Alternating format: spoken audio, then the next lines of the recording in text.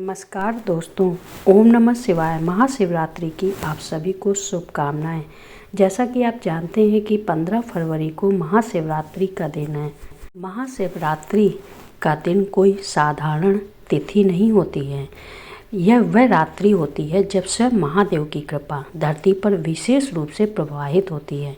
शास्त्रों में कहा गया है कि इस दिन प्रकृति के भीतर छुपी शक्तियाँ जागृत होती हैं और वृक्ष, लता, औषधियाँ सब चेतन उठते हैं।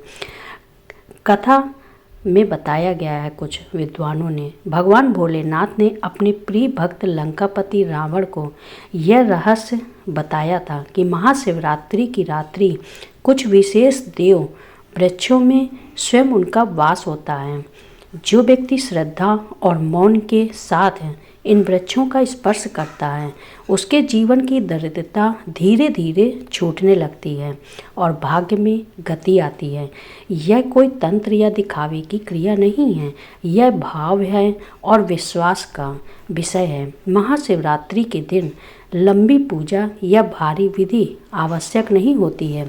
यदि संभव हो तो स्नान करके मन को शांत रखकर बिना किसी को बताए इन वृक्षों के पास जाएं, उन्हें प्रणाम करें, स्पर्श करें और मन ही मन अपनी प्रार्थना कहकर लौट आएं। सबसे पहले बैल का वृक्ष। बैल महादेव को सबसे प्रिय है। शास्त्र कहते हैं कि इसके मूल, तना, शाखा और फल सब में देवी देवताओं का वास है। महाशिवरात्रि के दिन बिल वृक्ष का स्पर्श करने से पाप क्षीण होते हैं और मनोकामना जागृत होती है। दूसरा है शमी का वृक्ष। इसे देवी शक्ति का स्वरूप माना गया है। शमी के स्पर्श से रोग, भय और दैत्यता का प्रभाव कम होता है। यह वृक्ष साहस और स्थिरता देता है। तीसरा है पारिजात का वृक्ष। यह समुद्र मंथन से उत्पन्न दिव्य वृक्ष माना गया है और लक्ष्मी तत्व से जुड़ा है।